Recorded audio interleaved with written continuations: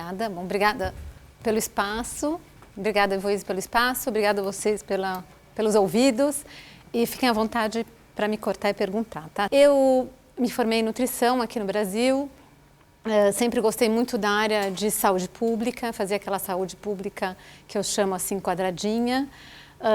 Fui fazer depois, enquanto trabalhava em saúde pública, fui fazer um mestrado na área de pediatria, continuei trabalhando com saúde pública, comecei a me interessar um pouco pelo que o público leigo ouvia sobre alimentação e como eles comiam.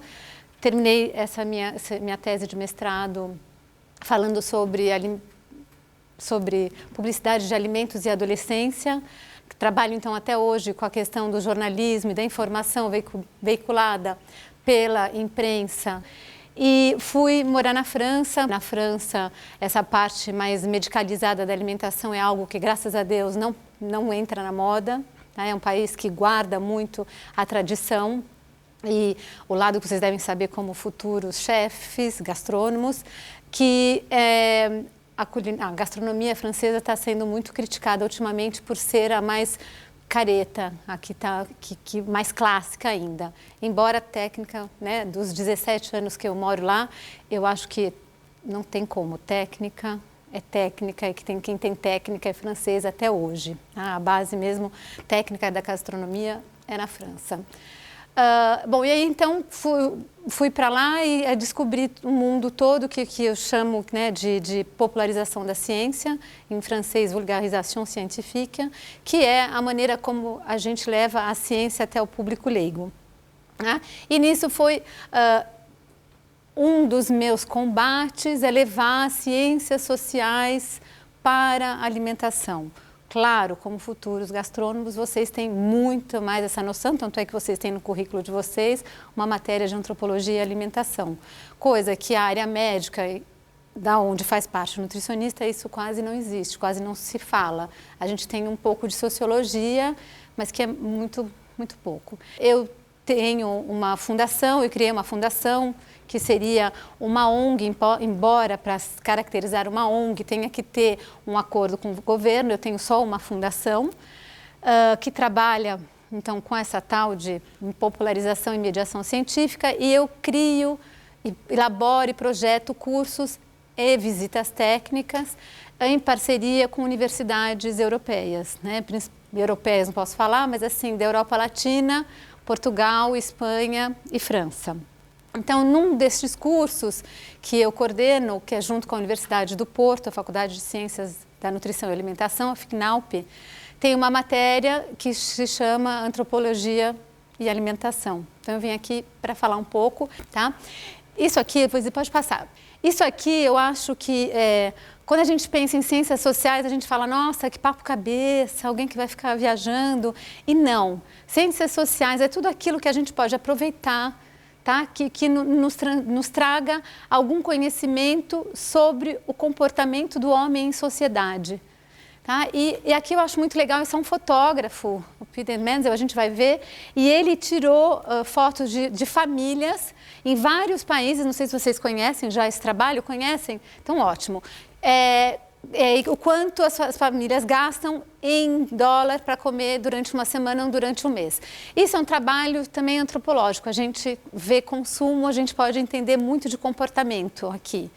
Antropologia nada mais é que entender o comportamento, como as pessoas se comportam, tá?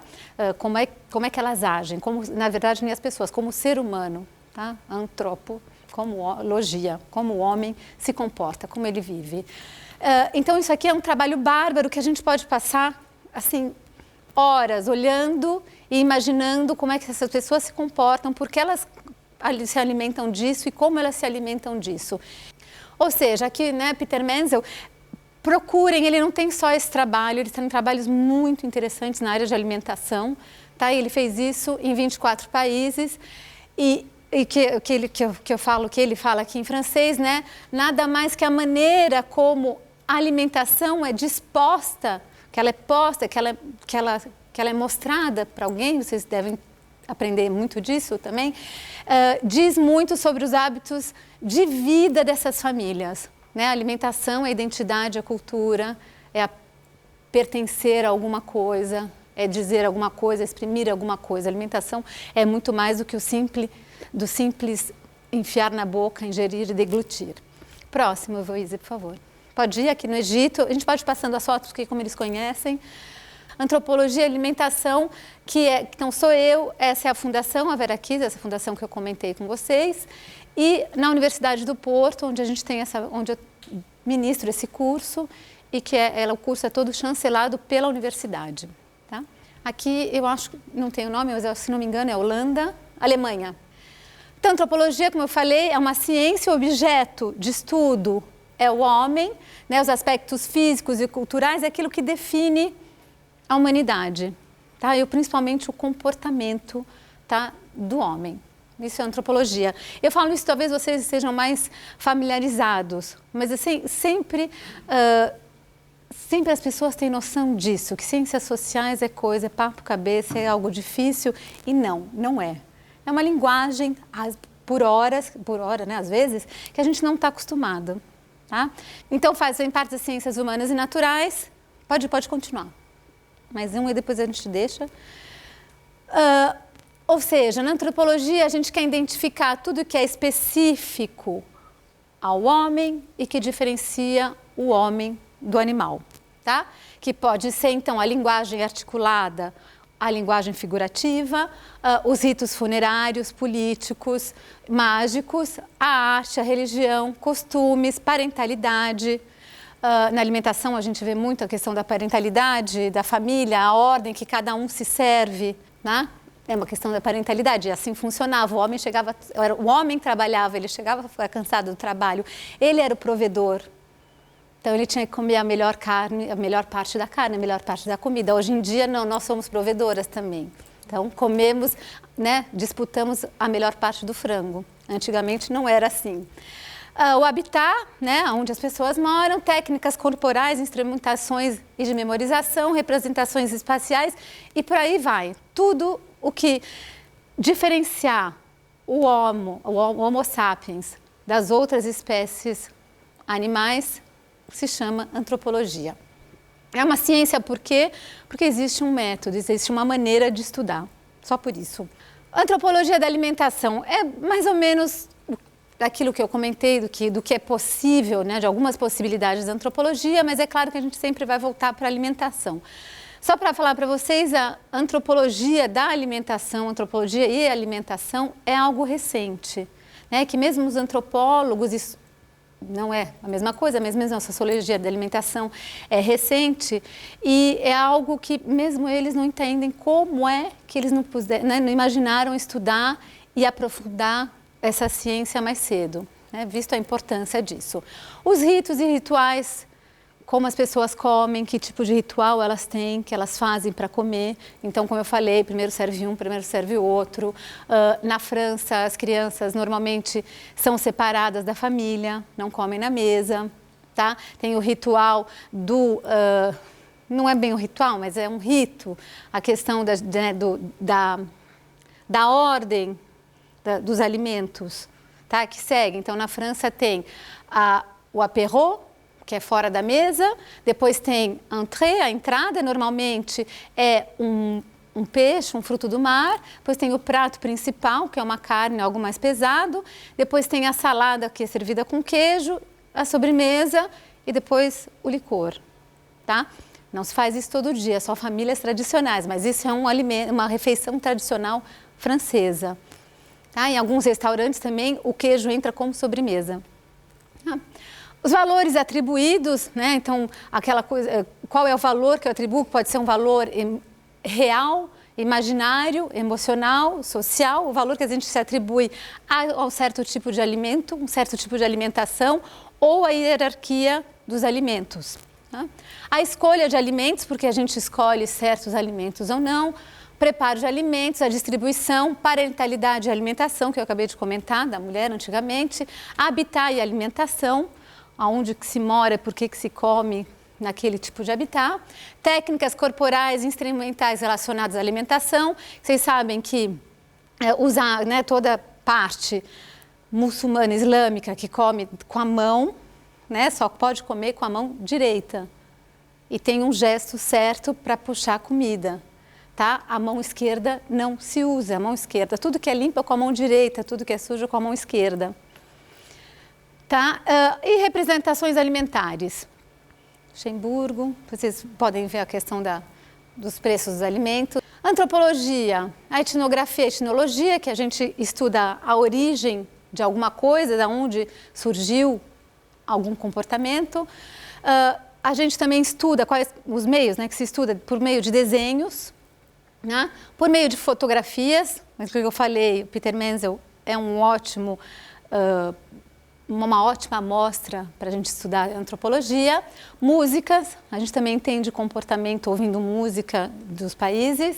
Livros, quando eu digo assim, não é ler um livro de antropologia, mas quando eu leio um livro de 1500, quando eu leio o livro de 1800, literatura clássica mesmo, eu entendo muito do comportamento naquela época. Tá? Eu não sei também se vocês já leram, ouviram falar do tal Brillat de Savarin. Fisiologia do gosto. Fisiologia do gosto. Brillat, que é B-R-I-L-L-A-T. Savarin, em francês, que é S-A-V-A-R-I-N. Savarin, Brillat.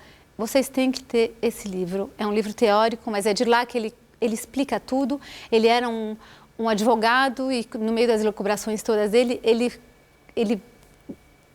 como é que eu falo? É a base da gastronomia francesa, não na parte técnica, mas na parte toda reflexiva, tá? E comportamental. E ele explica muito bem de onde surgiram restaurantes, por que surgiram, técnicas e outras coisas. Na França, continuamos. Bom, normalmente o que a gente estuda também são os sistemas alimentares dos grupos, como é que funcionam esses sistemas. Antropologia, então, ela vai estudar a cultura, a etnia, qual o grupo étnico que a pessoa pertence, por que certos comportamentos, as trocas culturais, as redes sociais. Redes sociais não é Facebook, mas são as ligações sociais que a gente faz, as nossas amizades. Ou seja, a gente tem a rede social da faculdade, a rede social do bairro, a rede social do estágio ou do trabalho. Isso é uma rede social. A hierarquia, que eu falei da comida, parentalidade e hierarquia, né? O homem, antigamente.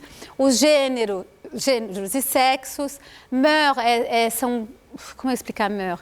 Não é bem tabu, mas é aquela coisa que não chega a ser tabu, mas é o comportamento da sociedade. Aquilo que se diz, aqui se faz assim, tá? Ali se faz assado. Seria mais ou menos como um protocolo. Aqui no Brasil a gente quase não tem protocolo, né? Tudo vale, mas em outras sociedades mais protocolares você tem esses costumes, esse uso, né? Então, em francês a gente não pode falar bom dia sem falar o senhor depois. Bom dia, senhor, bom dia, senhora. Tá? É uma mania, um hábito, um costume. A socialização e educação, o bem, boa maneira e etiqueta, tá? A etnolinguística, a antropologia da imagem. Então, as grandes correntes da socioantropologia, tá? E o encontro com o ato alimentar, na antropologia, alimentação, a gente acaba estudando o ato de se alimentar. Claro, a gente pode estudar como se prepara, como se busca o alimento, onde se compra, de que maneira se compra. Hoje em dia se trabalha muito isso, como se compra, como se escolhe um alimento, mas é a relação com o ato alimentar, a hora de se alimentar. Então tem a perspectiva funcionalista, que é qual é a função daquilo, qual é o funcionamento daquele ato, daquele momento. A questão da perspectiva de técnicas, tá? Então, qual é a técnica do comer, qual é a técnica de preparar, qual é a técnica de servir. A perspectiva culturalista, que então explica toda a cultura, todo esse passado histórico que faz com que as pessoas comam de certa maneira. E a perspectiva social, então onde eu estou inserido, o que está disposto, o que eu tenho para comprar, o que eu não tenho, o que a sociedade permite, o que a sociedade impõe, se a gente puder, entre aspas. Antropologia e alimentação, isso eu queria só falar para vocês, é outro. Esse é muito chato, mas se vocês puderem pegar um resumo, o Claude Lévi-Strauss, ele é o papa da antropologia da alimentação, um dos primeiros livros dele, que é Entre o Cru e o Cozido. Tá? Ele é de uma corrente antropológica que chama estruturalismo, né? Ele monta estruturas, e tanto é que o livro dele é todo cheio de diagramas, e que ele explica porque as pessoas desenvolvem algumas maneiras de se comportar, nesse caso de se alimentar. Esse livro ele foi assim um marco, e é um marco até hoje para os antropólogos da alimentação, porque ele mostra direitinho o comer antes do fogo e o comer depois do fogo, o que se consumia antes do fogo, o que se passou a consumir depois do fogo e, por conseguinte, as técnicas de preparação, tá? Principalmente para a nossa parte fisiológica, e o fato de ser onívoro. A partir do momento que o homem descobriu o fogo, a gente pôde aproveitar muito melhor os alimentos e pôde se alimentar de muito mais coisa, tá? Que a gente não podia antes. A antropologia, então, ela está sempre entre o real e o imaginário, o real e o mágico, tá? O real e o imaginário, o real, o que realmente acontece, e aquilo que eu imagino, que eu construo na minha cabeça, e o real, aquilo que existe, e o mágico, então, os deuses, tudo aquilo que é inexplicável e que a gente atribui, tá? Como não comer leite com banana, com manga, claro, tem um fato histórico, tem não sei se vocês sabem, de não misturar o leite com a manga, por que não se mistura? Sabem ou não? Conta ou não? Conta. Porque na época da escravidão, como é que se chamavam os donos? Tinha um nome, mas os donos das fazendas não queriam que os escravos tomassem leite. E como a manga era muito barata, caiu no chão, eles comiam muita manga, eles falavam que comer manga com leite matava, para eles não associarem os dois, se encherem de manga e não tomar muito leite, tá? Então, esse real imaginário, ou seja, a escolha de alimentos, preparação de alimentos, a gente sempre tem uma avó, alguém que não mistura alguma coisa porque faz mal, porque não se pode, tá? Distribuição de alimentos, ritos e rituais alimentares. Isso eu falo mais para nutricionista, mas também é interessante para vocês. Isso é um artigo que ele fala da importância da antropologia para a epidemiologia, porque na área médica, né, na área da nutrição, a gente tem mania de falar que as pessoas comem assim, né, e sair perguntando o que você come, o que você come, o que você come. Só que a gente não entende qual é o comportamento da pessoa, como ela vive, como uma população vive. E não sabendo como ela vive, como ela se comporta, a gente deixa de fazer perguntas adequadas. Então, a gente tem uma coleta de dados que acaba sendo muito minimalista, tá? E aqui esse autor mostra o quanto é importante, antes de se fazer um estudo epidemiológico, que na área da nutrição está na moda, vocês devem ver, né? 100% da população que come alguma coisa tem câncer de intestino, tá? Isso é a epidemiologia simplificada, trucidada e assassinada, porque a epidemiologia não é assim, a epidemiologia, ela estuda uma grande parte, um número grande de pessoas para dar indícios, né, de alguma coisa, mas ela não é uma verdade. Aliás, nada que é científico é verdade. Mas a gente leva isso como verdade. Não levem nunca o que é científico pela verdade, tá? Então, ele demonstra como é importante, antes de fazer um estudo epidemiológico, fazer um estudo antropológico para conhecer aquela população e poder colher os dados adequados, tá? Então, sei lá, não me lembro de nenhum estudo, mas assim, só para a gente inventar alguma coisa, a gente sabe, a gente vê que aquela população tem uma carência de ferro muito grande. Depois qualquer coisa me corrige, tá? Porque eu estou muito longe da parte de nutrição. E aí a gente vai lá perguntar para saber que fontes que alimentos, fontes de ferro, eles ingerem. Só que a gente esqueceu de ver que, de alguma maneira, eles se comportam, sei lá, a gente pode falar da Argentina, que logo depois de comer essas fontes de ferro, eles vão tomar o chimarrão. Não sei se o chimarrão atrapalha a absorção de ferro, mas a gente esquece de perguntar. Você toma chimarrão logo depois da carne, ou antes, ou depois, e passa batido.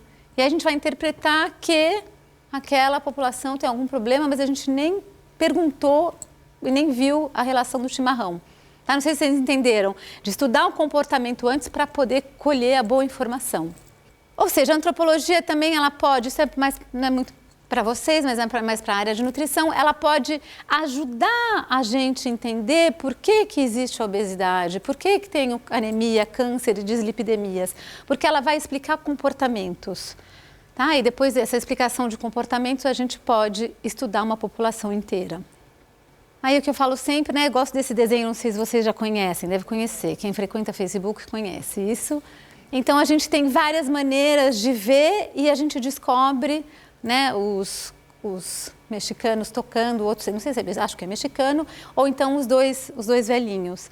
Então eu acho muito interessante para mostrar que a antropologia ajuda a gente a enxergar outras realidades que a gente não vê, que é a realidade do comportamento. Isso é um outro autor, anotem também isso que é importante. Esse moço ele é muito importante na área de vocês. Ele escreveu um livro que se chama Sociologia da Alimentação. Ele explica muito comportamento alimentar. É muito importante para vocês que vão um dia, não sei, montar um restaurante ou trabalhar num restaurante. Isso é muito importante, que ele explica como a sociedade define a alimentação das pessoas, tá? O Jean-Pierre Poulin. E tem um aqui que é muito interessante, que é uma coisa que ele faz na área antropológica, que é a desestruturação do comensalismo, o comer vagabundo. Então ele mostra como na França as refeições, e como no Brasil já faz muito tempo, as nossas refeições estão totalmente desestruturadas.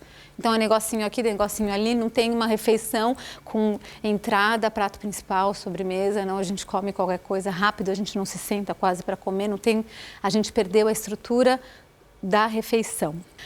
E aí eu vou mostrar para vocês, agora eu vou comentar com vocês, tem uma autora, uma antropóloga brasileira que chama Lívia Barbosa, foi a única que fez um estudo antropológico do comedor ou do comensal, não sei como vocês chamam, atual no Brasil. O que come o brasileiro, mas não é aquele estudo do orçamento familiar que fala que come tanto de pão, tanto de leite, não, como come o brasileiro, é muito interessante, tá? Mas é o único estudo que a gente tem.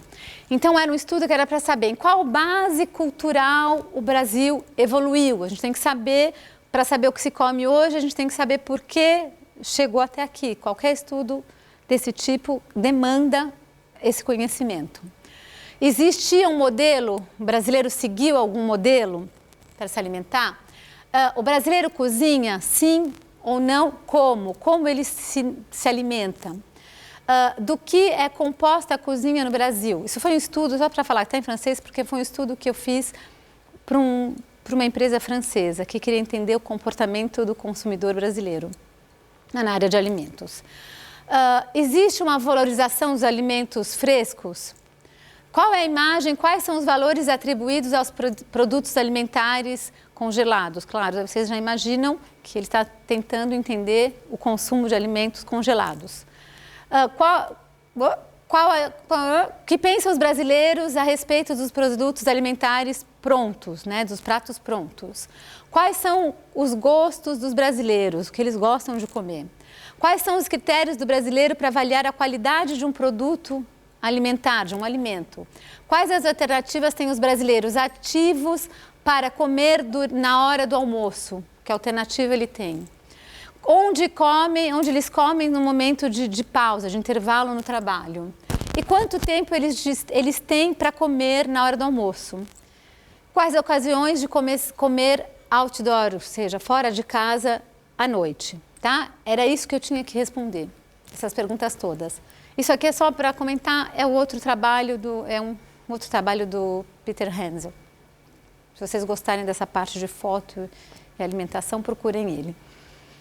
Olha, aqui ele mostrava qual era a ração diária dessas pessoas e em energia. Eu não lembro porque eu não pus agora aqui, mas é incrível, quer ver? Pode passar. Ele coloca isso. Mas aqui é incrível. Esse cara, tá vendo aqui o que tem? São 5.000 calorias, o que tem aqui, tá? E aqui tem muito menos. É muito interessante para a gente ver essa questão, mas não sei se é muito nutricional essa parte. Não? É interessante. Isso é muito interessante. Procurem, coloquem no Google Peter Hensel, né? Eu já não me lembro o nome dele, mas é isso mesmo. Procurem e vejam, é bárbaro o trabalho dele na área de alimentação. Também aí ele mostra, né, as diferenças, comportamento, antropologia, cultura, as diferenças de consumo. Voltando, né, então, esse estudo foi um estudo exploratório, uma pesquisa em estudo bibliográfico, não foi uma pesquisa de campo. Literatura aqui que foi usado, literatura científica, dados estatísticos oficiais e relatórios governamentais. Posso falar para vocês que o Brasil, comparado aos países europeus, tem pouquíssimo dado de comportamento. A gente tem pouquíssima estatística e a nossa estatística é toda fragmentada, tá? Diferente, eu posso falar muito mais, diferente da Europa, que desde que a Europa se unificou, existem programas de já coletando consumo, observando comportamentos, então existem bancos de dados de consumo e comportamento alimentar europeu. Tá? Então, na França também vai se gerando por parte da economia, por parte da sociedade, então a gente tem bancos de dados. O Brasil, infelizmente, não tem. E o pouco que tem é fragmentado. Tá? É muito difícil estudar hábito alimentar aqui. Então, né, o que foi estudado? Os hábitos alimentares brasileiros, culturas, normas, práticas e modelos alimentares, a evolução do consumo de alimentos, os valores atribuídos aos alimentos, preparação dos alimentos, oferta e disponibilidade de alimentos, ritual e tabus alimentares. Tá? Ou seja, então é o exemplo que eu vou dar para vocês, né, do estudo antropológico, como come o brasileiro. Dificílimo de descobrir, porque não tem estudo. O que eu estudei então? Mas aí você entra numa parte mais técnica. O espaço comestível, ou seja, o que ele tem, quais as possibilidades que ele tem para comer, onde ele come. O sistema alimentar no Brasil, o espaço culinário, tá? A parte de preparo realmente, os hábitos de consumo, a temporalidade alimentar e a diferença social da alimentação. Tá? Baseado também nesse estudo do tal do Poulan, que sempre aparece, e a Proença, que é uma pesquisadora brasileira. Ou seja, eu vou estudar um hábito de um país, eu tenho que me lembrar o que é este país. Eu estou explicando para alguém que não tem noção. Então, vocês sabem melhor do que eu, é um país que tem 8.511.996 km², isso é muito. A gente tem a demografia, ou seja, a nossa população está basicamente situada no sudeste e sul do país. Onde tem a concentração da nossa população é sudeste e sul. 2/3 da população é urbana, então tem muita gente na cidade. Isso tudo vai caracterizando, a gente vai esmiuçando, tá, para entender esse comportamento, ou seja, a gente tem um comportamento mais urbano do que rural. A gente tem uma estrutura administrativa diferente de outros países. Então, somos 27 unidades federativas, né? Não é um condensado. Nós temos unidades federativas que têm, entre aspas, alguma autonomia. Deveria ter alguma autonomia. O PIB, tá velhinho, do Brasil era 2.510 bilhões de dólares. Em 2011, São Paulo gera só 1/3 desse PIB. Enorme, tá? Ou seja, São Paulo representa alguma coisa, ou seja, eu quero investir, eu vou investir onde? Eu quero abrir um restaurante, onde eu vou abrir? Bom, isso aqui a gente tem a maior parte da população recebe até 2 salários mínimos, tá? Ou seja, a gente tem uma população realmente, não sei se eu posso falar isso, mas sim, a gente tem majoritariamente uma população pobre, tá? Porque olha o quanto recebe até 2 salários mínimos. A gente tem só 30%, 31%, quase 32% da população, 1/3 só da população que recebe de 2 a 5 e mais de 5 salários mínimos, sabendo que o nosso salário mínimo é baixo. A gente tem um índice de inegalidade social muito alto, 51,9%, é um dos maiores do mundo, tá? A gente tem 104 milhões de pessoas ativas, 5,5% desempregada, também é alto, também em 2012, né? A gente tem 1,6 crianças por família. Maior parte, um crescimento de famílias monoparentais. Tá? Então, mãe e filho, pai e filho, isso começa a aumentar muito. Isso, então, para quem quer saber que tipo de restaurante eu abro, que tipo de alimentação eu vou servir, é muito importante caracterizar a família. O brasileiro gasta, isso já deve ter aumentado desde 2012, imagino, tá? Com a nossa hiperinflação. Não sei se a gente está em hiperinflação, mas de todo caso em inflação. 19,8% da renda de uma família era dedicado à alimentação. A gente ainda tem 34% de pobreza e 14% de indigência, ou seja, de indigente que não tem condições de viver. Isso é muito grande, ou seja, 48%, quase metade da nossa população tem dificuldade de ter o mínimo, tá? Ou seja, vocês estão num contexto rico, porque vocês estão em São Paulo, mas vocês estão num país pobre ainda, tá? Bom, o Brasil, é um país que vai do sobrepeso à anorexia. É um país que ainda tem muita dificuldade para alimentar as crianças, tá? É um país que é cheio de paradoxos na área da alimentação. A gente tem agora também o que a gente chama de fome oculta, tá? Que as pessoas, apesar de apresentarem um estado nutricional, né, de sobrepeso sobretudo, passam ainda fome, tá? O que a gente chama de fome oculta. Ou seja, a gente ainda está no comer para viver e no viver para comer. A gente está nos dois paradoxos, tá? A fome na abundância, a gente está vivendo sempre com isso. E aí aproveito que vocês são estudantes para lembrar. É uma pena porque a gente tem falado só de obesidade, mas o Brasil ainda tem muito problema de fome, desnutrição e carência, tá? Para chamar atenção, porque só se fala nisso que a população brasileira está obesa, mas a população brasileira continua desnutrida, mesmo que a gente tenha saído do mapa da fome. 1500, então, os portugueses, não posso falar brincando, não sei, né, a gente não entrar tanto em história, sem querer caíram no Brasil, não sei como sem querer, com todo, né, bússola, etc., caíram aqui. Em 1530, Portugal começa a enviar missões para o Brasil e o índio é a nossa primeira mão de obra escrava, índio era escravo, tá? Ninguém catequizou índio pelo bem deles, foi realmente mais eu e formato essas pessoas, mais elas têm medo de mim, mais elas vão trabalhar, e era a única maneira de fazer os índios obedecerem, porque eles conheciam muito bem a mata e o que se comia aqui. Em 1551, é um francês que veio para cá para começar a estudar um pouco o Brasil, foi o primeiro a falar de alimentação no Brasil, tá? 1551 também foi quando os escravos negros começaram a chegar no Brasil, tá? Porque já não, a gente vai ver mais para frente, mas Portugal não conseguiu fazer o que ele gostaria de ter feito com os índios, tá? Então eles tiveram que trazer, que era muito mais fácil, tirar os africanos do habitat deles e trazer para cá que eles ficavam perdidos, então era muito mais fácil de colonizar e escravizar, que para os índios era muito difícil.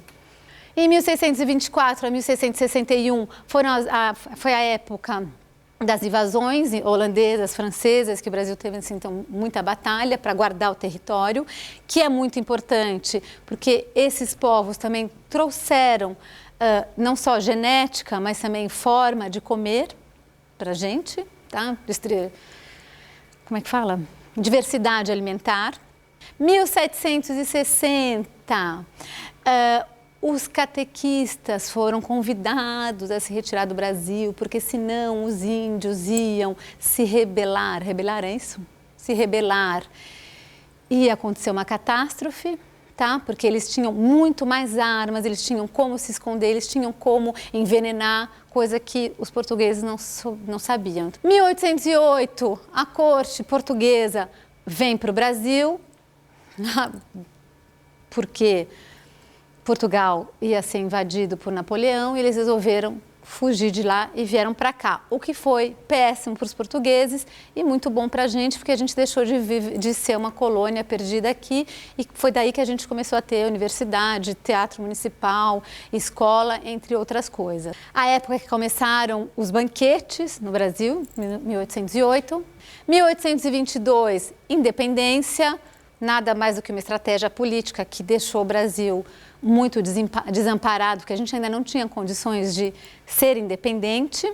1853, 1871 e 1888 são as fases da abolição da escravatura, é isso? Da? Escravatura, obrigada. Tá? Somos, olha que triste, um dos últimos, acho que o último, né? Se não dos últimos, o último, me corrijam, o último país a abolir a escravatura. Que triste. 1889, a República, por um marechal, e aí depois eu deixo um professor de história explicar para vocês por que a gente tem esse contexto político, foi porque a gente começou com uma administração militar, tá, desde o começo.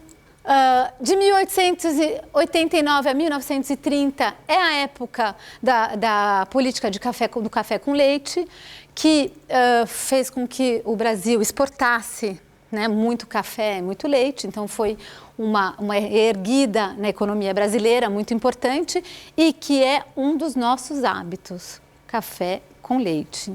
1922, nossa revolução cultural, né, que a gente foi uma época de muita cultura no Brasil, tá, e competindo com todas as crises econômicas que estavam acontecendo no mundo.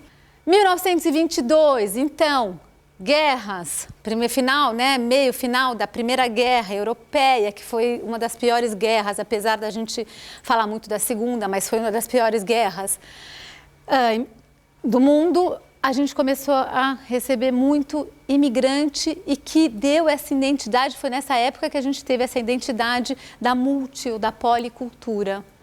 Tá? Em 1930, nosso ditador, Getúlio Vargas, aí a gente volta de novo para trás, né, nos nossos avanços sociais, mas que fez algumas coisas pelos trabalhadores, a gente não pode negar isso. Nessa época, Josué de Castro começou a chamar a atenção da fome do Brasil e algumas políticas, né, de fome, não sei se eu posso chamar isso, mas algumas políticas de alimentação começaram nessa época. Para nós, nutricionistas, é um marco importante isso. 1961 a 1964, também a gente continuava uma época de ditadura. 1985, para vocês que são mais novos, para a gente foi muito importante porque o brasileiro pôde votar. Antes a gente não votava, não se escolhia presidente, então diretas já, 85, então foi a primeira vez. 1994, Fernando Henrique Cardoso, o marco do Fernando Henrique Cardoso, que aliás, do Collor, antes, né, Collor, depois Fernando Henrique Cardoso, foi a abertura da economia. Vocês também não devem lembrar disso, mas antes a gente não tinha essa abertura com o mercado externo. A gente não comia muita coisa de fora, a gente não sabia de muita coisa de fora. Então, isso é um marco importante, porque a gente começou a receber e exportar mais, importar mais e começar a se globalizar. Isso é importante para a alimentação. Bom, aí a gente teve, depois de 2013 a 2011, o trabalho foi em 2012, então acabou a política. E a história econômica do Brasil, a gente passou de uma fase de extração, sobretudo do pau-brasil, para uma fase de exploração e de exploração, quer dizer, plantava para colher e vender da cana-de-açúcar, monocultura, só se plantava isso na época. Uma fase de exploração mineira, tá? É onde se descobriu as riquezas minerais do Brasil, que também foram vendidas. Tá? Essa era a mentalidade do reinado português, que era extrair, e não só do Brasil, mas de todas as colônias portuguesas, tirar, levar para Portugal e vender. Uma fase da agroexportação, com a exportação do café na República do Café com Leite e da borracha no século XIX. E a fase da industrialização, que a gente viu, entre outros, né, eu acho que é o nosso grande problema atual, a implantação da soja e a indústria metalúrgica. A indústria metalúrgica não é problema nenhum, mas para a alimentação o grande problema foi a implantação da soja. tá? O Brasil, então, é uma cozinha mestiça, é uma cozinha de mistura, com 3 bases culturais: indígena, europeia e africana, tá? A nossa cozinha é mandioca, que é indígena, amendoim, indígena, dendê, né, palma, que é africano, frutas, compotas e carnes de animais domesticados dos portugueses.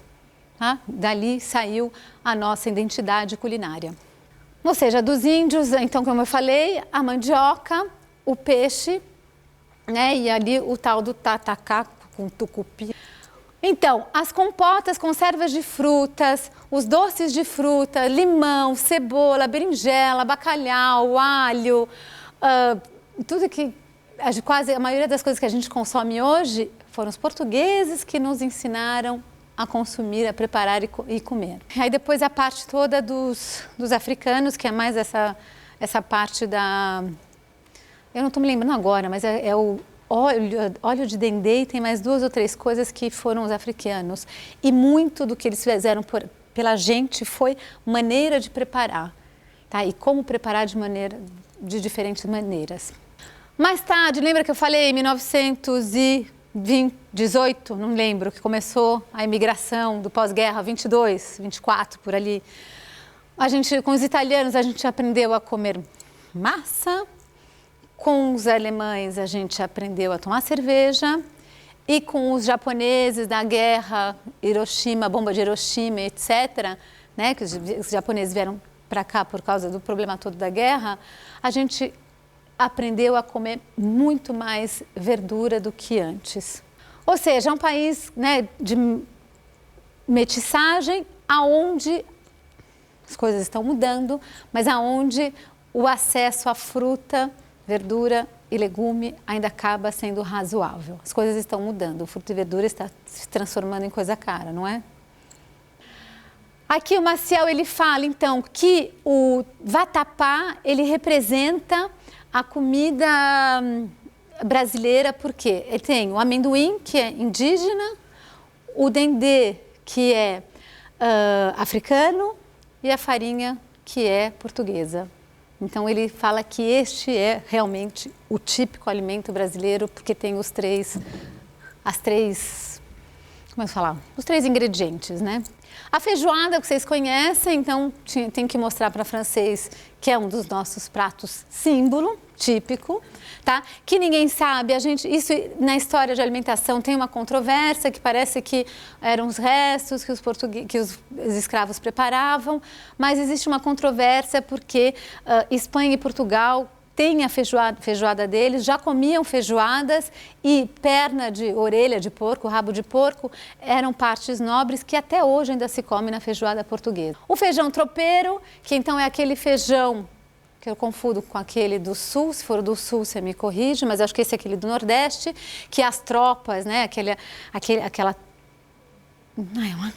um aglomerado de pessoas montadas a cavalos que iam para o interior do Brasil, eles tinham que levar comida, mas não tinha geladeira. Então eles esfriavam esse feijão com bastante gordura, porque a gordura condensa, fica, né, durinho, dá para transportar, e depois aqueciam e faziam e comiam o tal do feijão. Então era o feijão dessas tropas. O churrasco, né, eu mostro para os franceses que a gente tem até um disco de churrasco, que é algo identitário nosso, que também há controvérsia. Isso veio de Portugal, isso é da Argentina, isso é da Espanha, tá? Parece, não sei, parece que o caminho foi mais Argentina, Portugal, não, Espanha, Portugal, Argentina, Brasil, tá? Porque em Portugal também se come muito, muito churrasco, não da nossa maneira.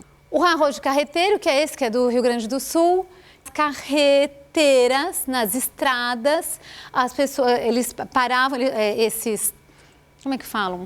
Os gaúchos montados a cavalo, eles paravam nessas carreteiras, nesses locais, eles tinham o charque, é isso, a carne seca, o arroz, que eles podiam cozinhar nesses espaços, e faziam o tal arroz de carreteiro, que era o arroz, ou seja, das carreteiras, das estradas.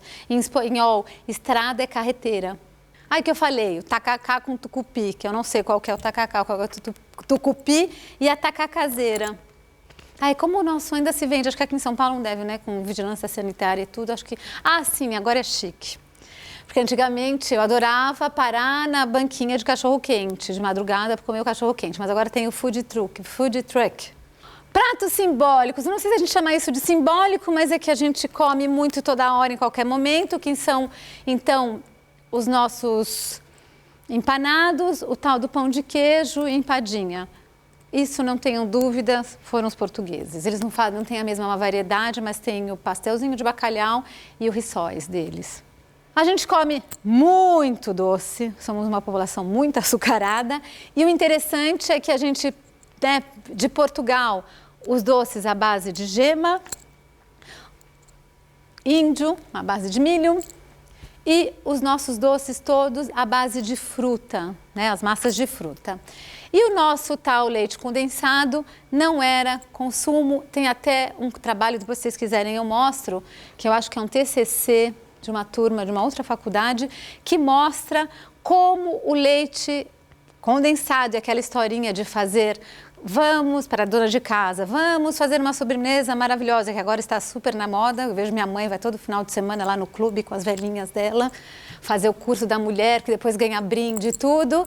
E nessa foram introduzindo o nosso leite condensado. Bom, o que eu usei então são as únicas fontes que existem do Brasil, POF, né, Pesquisa de Orçamento Familiar, IBGE e o ENDEF. O que o brasileiro consome? Frutas, arroz, feijão e refrigerante. Mas algo que no Brasil inteiro se come arroz e feijão ainda, e fruta. A gente fala, ah, não se come, sim. De norte a sul, segundo a Lívia Barbosa, de norte a sul o brasileiro come ainda o arrozinho com feijão. 35% come fora de casa, ainda 65% come no domicílio, mas não esqueçam, isso foi feito no Brasil. Se a gente fala só de São Paulo, Sudeste, a história pode ser completamente diferente. Bom, os nossos maiores consumos, sucos de fruta, de bebida, né?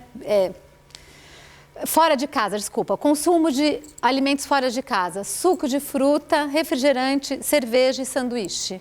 É o que mais a gente consome fora de casa. Bom, é o que eu mostrei, né? O que se come fora de casa, refrigerante, uma refeição, doces, coxinhas e fast foods. É nessa ordem que a gente consome também fora de casa. Se come, então, pizza, a gente come muito mais dentro de casa, parece que não, do que fora de casa. E sanduíche também se come muito mais dentro de casa. Ou seja, a evolução do consumo do brasileiro, cereais e produtos derivados, o consumo está diminuindo, feijão, o consumo está diminuindo, raízes como a mandioca, a batata, diminui também, não, o tubérculo entre batata, né? Raiz entra como na França. Mas então, raízes e tubérculos diminuindo, leites e laticínios aumentando, carne aumentando, ovo aumentando o consumo, gordura diminuindo, gordura de porco e bacon diminuindo, manteiga diminuindo, não consigo, óleos vegetais aumentando e margarina aumentando, né? Então, segundo Maciel, o brasileiro continua, como eu falei, Maciel e a Barbosa, a gente continua comendo arroz e feijão. E o interessante de mostrar, porque cada um tem a sua maneira de comer, né? Tem aquele país que é tudo misturadinho, tem um país que mistura no prato, tem um país que tem a comida fora e come um prato, outro prato, outro prato. O brasileiro é do tudo junto, mas separado. Então, a gente tem vários pratos que se juntam, né, várias tigelas, bachelas, que se juntam no prato e ai de quem misturar para mim, eu misturo. Ai de quem serviu meu arroz e feijão como quiser, eu decido. Tá? Isso é muito interessante. Tem que ter o cafezinho. O brasileiro ainda tem que ter um cafezinho, é o nosso hábito que ainda continua. Ou seja, o que o brasileiro come? Arroz, feijão e uma mistura. O que vai mudar nas regiões é a mistura. E o tipo de mistura, que vai desde do filezinho grelhado até um pedaço de lasanha. Essa é a mistura, que todo mundo come seu arrozinho com feijão. Isso foi não sei se ainda se fala, mas se falava antes que era carne dos pobres, porque se conseguia uma quantidade, se equilibravam os aminoácidos e se conseguia uma vitamina, uma proteína de alto valor biológico, quando se misturava arroz e feijão. Eu não sei se ainda se fala isso, mas na proporção de 2:1. 2 porções de arroz para 1 de feijão. Então, era a carne dos pobres. Por isso que sempre se questionou por que a desnutrição na África era diferente da do Brasil. E a gente nunca teve a desnutrição proteica pura. A nossa era calórico-proteica, e ainda é, tá? A gente tem vários estilos culinários, a gente mistura tudo, tá? Sempre, numa refeição. Aquilo que eu falei, do junto, mas separado. É tudo separadinho, mas põe tudo no prato. E cada um mistura como quiser, e dentro do prato. Então, até que risoto não é coisa de brasileiro, tá? Que é o misturado já, pronto. Cassoulet não é de brasileiro, que é o tudo misturado, é um prato só, tá? A gente não, tem vários que mistura no prato. A gente faz de 3 a 4 refeições. Café da manhã, somos um povo que faz café da manhã. Almoço, lanchinho, nem todo mundo faz. E jantamos ainda bem. 97% das pessoas fazem, tomam café da manhã em casa, individualmente, cada um toma o seu café da manhã e fracionado. Acorda, toma um café, toma um banho, volto com um pedaço de pão, escovo o dente, quer dizer, me visto, me pinto, volto a pegar um pedaço de fruta, escovo o dente e vou embora. É fracionado. 96% almoçam em casa, com exceção de São Paulo e Rio de Janeiro. O que se come? Arroz e feijão, uma carne, salada, legumes cozidos e massas, ou massa. 49% fazem um lanche da tarde, na rua, individualmente e em mobilidade. Jantar, 91% janta, família, 69% tem uma televisãozinha na frente para ouvir de fundo enquanto briga, com a família. Classe A e C consome menos arroz, feijão e carne, tá? E normalmente é arroz, feijão, carne, salada, que sobrou da hora do almoço, biscoitos, sanduíches, laticínios e embutidos. A gente tem 3 tipos de dias alimentares. São as refeições da semana, que vão de segunda a sexta-feira até a hora do almoço. Claro, porque de noite já vai todo mundo para o happy hour. Então, aquela refeição da noite já não existe mais. Refeições do final de semana, de sexta-feira a domingo de noite. E a gente tem as refeições rituais, festas sociais e festas familiares, tá? São os rituais. Familiares é o aniversário da tia, o batizado, tá? E as festas sociais Natal e Páscoa. Dias da semana, a alimentação tem que sustentar e unir, ou seja, tirar fome e unir as pessoas. Ela tem importância igual, almoço, café da manhã, almoço, jantar é igual, não tem um mais importante que o outro. Os horários são determinados pelo macrotempo, ou seja, pela escola, pela ginástica, pelo trabalho, é isso que determina os horários. Ele tem uma endossociabilidade, ou seja, a sociabilidade, a conversa, a discussão da casa que determinam são fortes e se faz almoço, café da manhã, almoço, lanche e jantar. No final de semana, a importância da alimentação é variada, o almoço vai ser mais importante se tiver visita, ou café da manhã, depende. Os horários são organizados pelo ritmo da família, ou seja, não é o trabalho, não é nada de externo que determina os horários.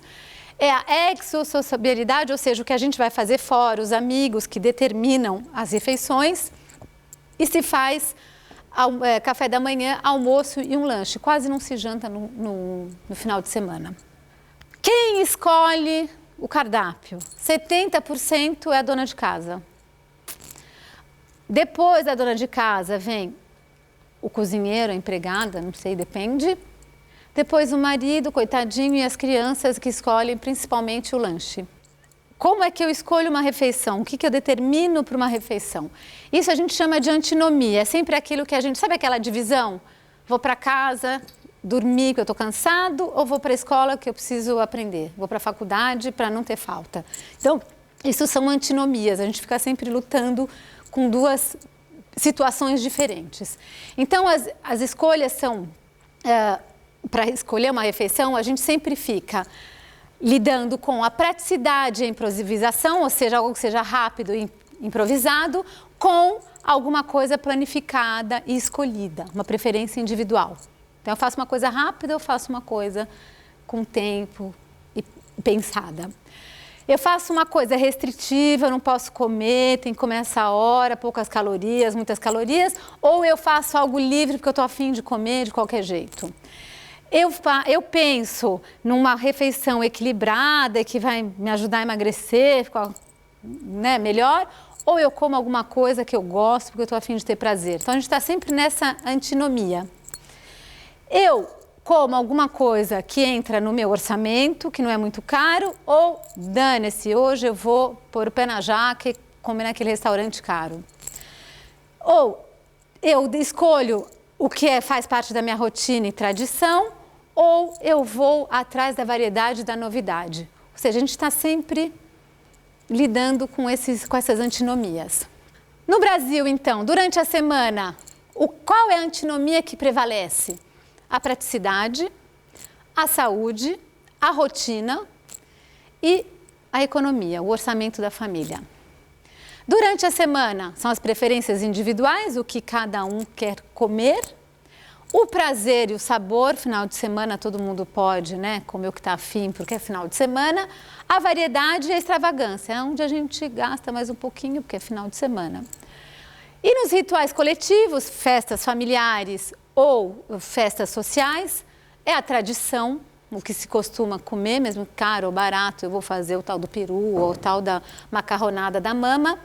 Muito mais prazer, o prazer é muito forte nessas refeições, a variedade e a extravagância. Mitos, tabus e legendas no Brasil. O que determinou tudo, não vou também me entrar, senão já vai ficar muito longo, o que determinou o que se come ou não se come foi numa lógica de culpabilidade, como eu expliquei, né? Não come senão você morre, mas tudo fundamentado na nossa religiosidade profunda. O Brasil na mesa, brasileiro na mesa, pouco formalismo, né? Quase não tem formalidade, se senta quase como se quer, não tem muita coisa. O que impera é a convivialidade e a gente ainda vive numa ótica de abundância, tá? Uma boa refeição é aquela abundante. Os horários, o brasileiro gosta de comer na hora do almoço, assim, ele gosta de comer mais tarde. A gente tem uma tendência a tomar um cafezinho mais tarde, almoçar um pouquinho mais tarde, porque a gente tem uma noção feia, mas de que quem come cedo é operário. Então, por isso o estender, por isso que é chique no final de semana comer às 2h30, 3 horas da tarde. Tá? É só para explicar, é um mito, uma coisa feia, mas que a gente tem. Tendências da alimentação contemporânea. O brasileiro principalmente das grandes cidades, tem cada vez menos tempos para comer. Ele quer algo prático, rápido e equipamentos de cozinha não são mais artigos de luxo. Antigamente, quase todo mundo tinha a sua empregada. Então, para que ter um micro-ondas? Eu tenho a fulana que vai esquentar. Para que ter um robô, um Thermomix? Eu tenho a fulana que vai me fazer. Para que ter uma faca maravilhosa? A fulana que vai cortar. Hoje em dia, não. Hoje em dia, tem se investido mais em acessórios e equipamentos de cozinha, porque as mulheres estão cozinhando cada vez mais. Tendência do Brasil, ou seja, os alimentos prontos a consumir, o consumo desse tipo de alimento está aumentando. O que se vende mais? Isso tudo é, isso que eu falei, comportamento, tá? Às vezes pode ser porque vem um slide atrás do outro, parece esquisito, mas é tudo importante para entender o comportamento e consumo alimentar. O que a gente mais compra em eletrodoméstico? Ar refrigerado, lava-roupa, geladeira, micro-ondas, fogão, minibar e, por último, lava-louça. Bom, agora que eu falei, micro-ondas é quase para todo mundo integrado, já vem integrado, geladeira e fogão, e mais a máquina de lavar louça. Tendências da alimentação, aí a controvérsia. Para Mundini e Monteiro, o brasileiro está perdendo, está desestruturando a alimentação dele, ele está, como é que fala? Sei lá, comendo cada vez pior.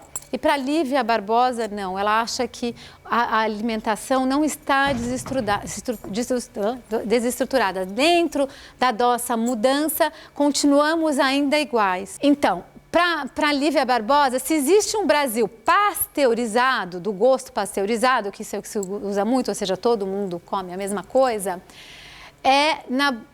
a gente tem que olhar isso para o lado da manutenção da tradição, do arroz e feijão. Tá? Mais do que do progresso da indústria, porque os pesquisadores de saúde pública acham que a indústria está pasteurizando o paladar e os hábitos alimentares, tá? E para ela não, se existe alguma pasteurização, se a gente come tudo igual, é mais a tradição do arroz e feijão. A gente tem um grande problema no Brasil que também determina hábito alimentar, que eu conto com vocês para lutar contra, que a gente tem o que a gente chama de medicalização da alimentação. A alimentação se torna algo diretamente relacionado à saúde e à medicina. Tá? Ela deixa de ser algo hedônico, algo cultural, algo do prazer, algo da convivialidade, e ela está passando por uma coisa estruturada e medicalizada. Eu como para fazer bem, medicalizada que a gente chama. E eu explico isso porque a gente tem um componente de médicos muito grande, principalmente de nutricionistas que tem uma vertente, né? Não me matem, deixa eu explicar até o final, que tem uma vertente muito medicalizada, do comer cápsulas, de fazer dieta toda hora, e isso, como a gente tem um contingente muito grande desse profissional, a gente acaba, sem querer, fazendo com que a população integre a alimentação dentro desta medicalização. E a gente esquece um pouco o prazer, a cultura, a geografia. Gente, eu acho horrível vir para cá, em toda esquina, encontrar um croissant. Eu quero comer pão de queijo, eu quero comer broa, eu quero comer pão francês, eu quero comer pão de leite, eu quero comer pão com... Mesmo que seja o croissant, mas aquele croissant que tinha na minha época, recheado de doce de leite, sonho com goiabada. E agora onde eu vou, essa pasteurização é... croissant, croissant, croissant, croissant, tartelete, né? Vamos guardar a nossa identidade? Onde os brasileiros compram seus alimentos? Nos hipermercados, supermercados, lojas especializadas, que são, né, isso já em São Paulo não existe mais, o açougueiro, a padaria, a quitandinha e a mercearia. Aqui é a mercearia, nas feiras, nas lojas de conveniência, tipos de loja que a gente tem, o autosserviço, aquilo eu pego meu carrinho, eu me sirvo, e os clássicos, onde a gente tem alguém que nos sirva.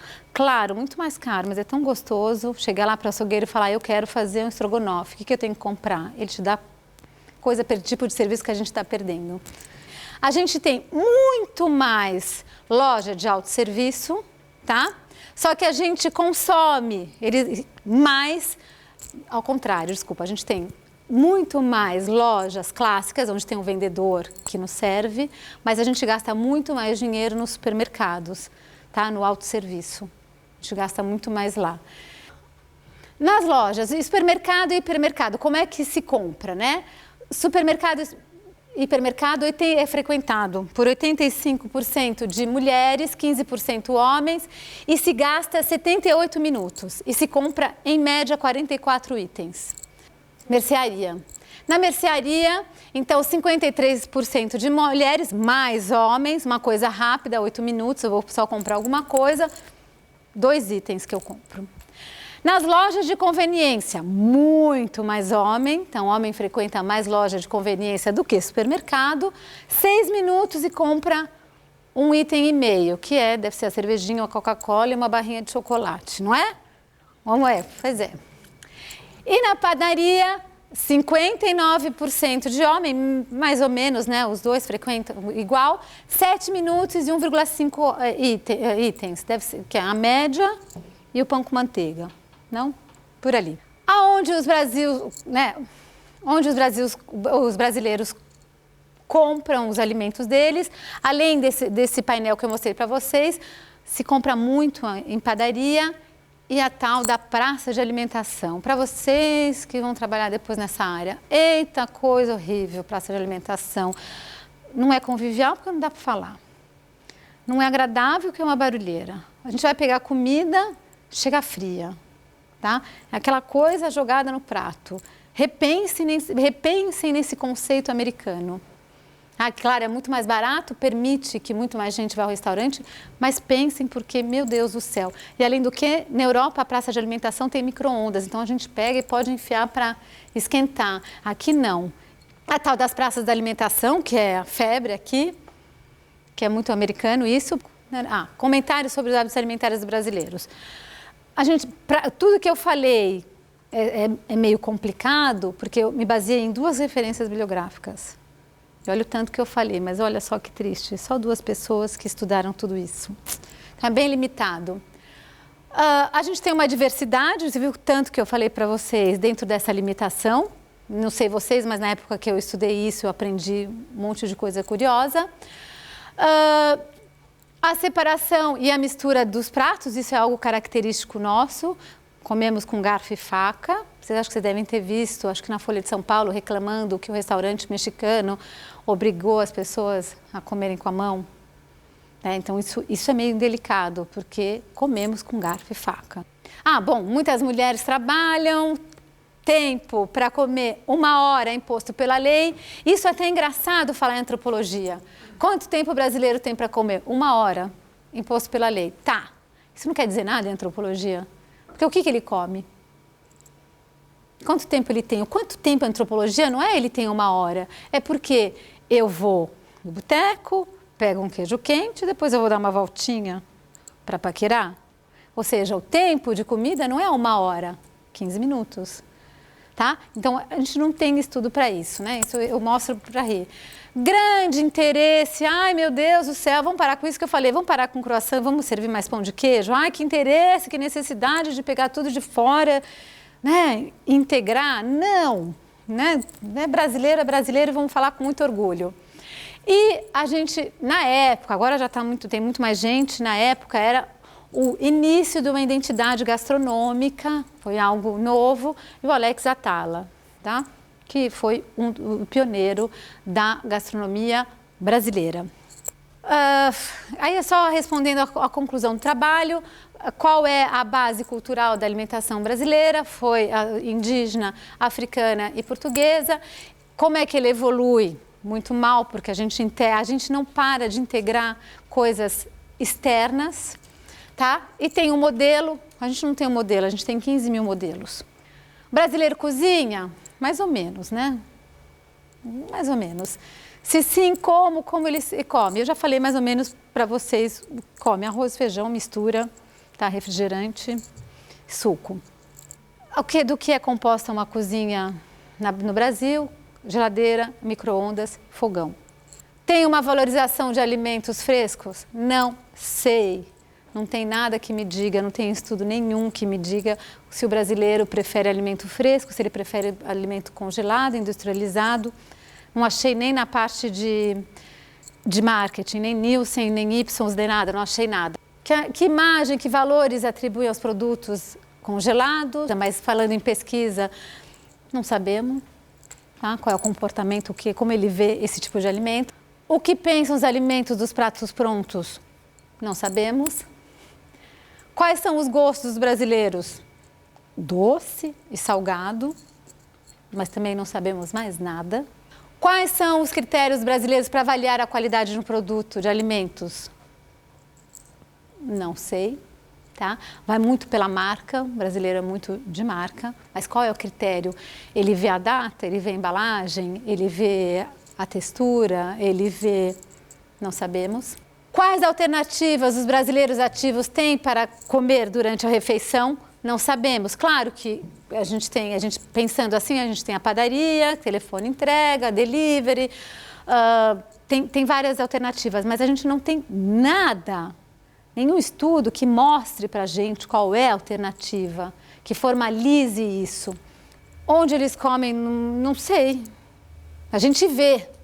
mas não sei. Quanto tempo eles têm para comer? Aquilo que eu falei, que é engraçado, 1 hora só estabelecida pela lei, mas quanto é que o brasileiro gasta de tempo para comer na hora do almoço? Será que ele vai na praça da alimentação, come correndo, fica sentado conversando? Ou será que leva um sanduíche e fica fumando? A gente não sabe. Quais ocasiões de comer fora de hora, de noite? Não sabemos. Então, assim, só... Nem finalizo, coisa feia.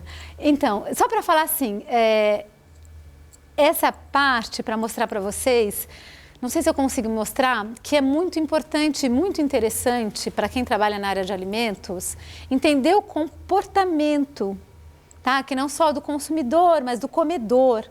Né? Não aquele que consome, nem do consumidor, nem do comprador, mas do que se chama em francês do comedor, aquele cara que senta e come. Isso é muito importante, mas a gente não tem quase nada. Vocês viram quantas respostas eu não dei? Isso é frustrante.